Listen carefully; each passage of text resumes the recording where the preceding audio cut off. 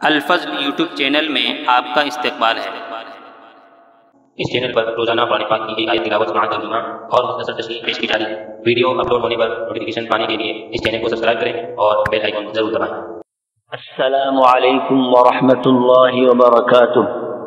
میرے دینی و ایمانی بھائی اور بہنوں، سورہ مائدہ آیت نمبر 101 پیش خدمت ہے۔ اعوذ باللہ من الشیطان الرجیم۔ یا ایہا الذین آمنوا لا تسألوا عن اشیاء ان تبد لکم تسؤکم وَإِن تَسْأَلُوا عَنْهَا حِينَ يُنَزَّلُ الْقُرْآنُ تُبْدَ لَكُمْ عَفَا اللَّهُ عَنْهَا وَاللَّهُ غَفُورٌ حَلِيمٌ۔ اے ایمان والو، ایسی باتیں مت پوچھو کہ اگر تم پر ظاہر کر دی جائیں تو تمہیں ناگوار ہوں، اور اگر تم زمانے نزول قرآن میں ان باتوں کو پوچھو گے تو تم پر ظاہر کر دی جائیں گی۔ سوالات گزشتہ اللہ نے معاف کر دیے، اور اللہ بڑی مغفرت والا، بڑے حلم والا ہے۔ حضرات، مذکورہ آیت کے ضمن میں صاحب معارف القرآن نے مسلم شریف کا حوالہ دیتے ہوئے اس کا شان نزول تحریر فرمایا ہے کہ جب حج کی فرضیت نازل ہوئی تو اقرا بن حابس نے سوال کیا کہ کیا ہر سال ہمارے ذمے حج فرض ہے؟ رسول اللہ صلی اللہ تعالی علیہ وسلم نے ان کے سوال کا جواب نہ دیا تو مکرر یعنی بار بار سوال کیا۔ حضور صلی اللہ تعالی علیہ وسلم نے پھر بھی سکوت فرمایا۔ انہوں نے تیسری مرتبہ پھر سوال کیا تو اس وقت رسول اللہ صلی اللہ تعالی علیہ وسلم نے عتاب کے ساتھ تنبیہ فرمائی کہ اگر میں تمہارے جواب میں یہ کہہ دیتا کہ ہاں ہر سال حج فرض ہے تو ایسا ہی ہو جاتا، اور پھر تم اس کو پورا نہ کر سکتے۔ اس کے بعد ارشاد فرمایا کہ جن چیزوں کے متعلق تمہیں کوئی حکم نہ دوں ان کو اسی طرح رہنے دو، ان میں کھود کھرید کر کے سوالات نہ کرو۔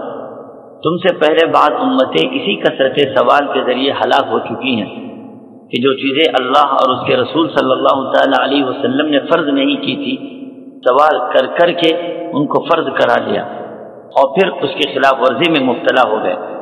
تمہارا وظیفہ یہ ہونا چاہیے کہ جس کام کا میں حکم دوں اس کو مقدور بھر پورا کرو، اور جس چیز سے منع کر دوں اس کو چھوڑ دو۔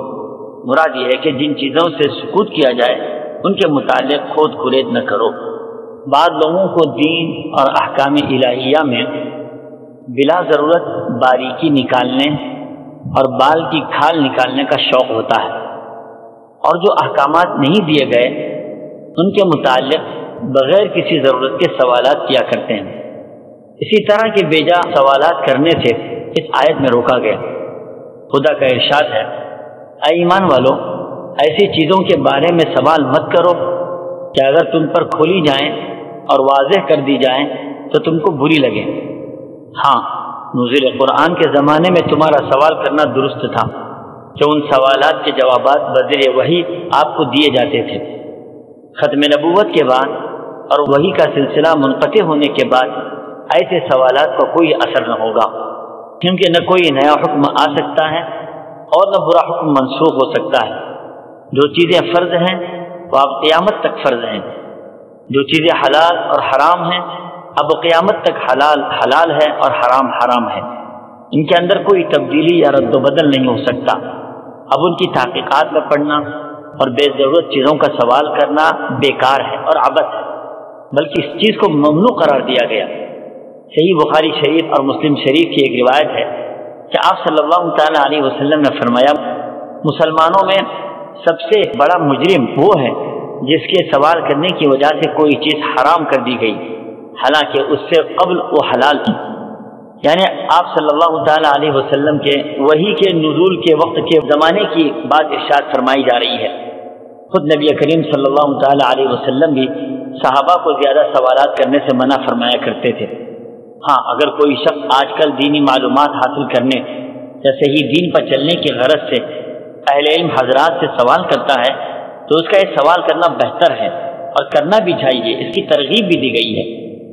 آیت کے اگلے حصے میں اس بات کی طرف متنبہ کیا گیا کہ اگر حکم کی خلاف ورزی پر گرفت فوری نہ ہوئی تو بے خوف ہو کر مطمئن نہ ہونا، غلطیوں پر اللہ جب چاہے گرفت کر سکتا ہے۔ اب اس سے پہلے جو تم نے سوالات کیے ہیں معلوم نہ ہونے کی بنا پر اللہ اس کو معاف فرمائیں گے۔ اب آئندہ کی زندگی صحیح طور پر لانے کی کوشش کرنا۔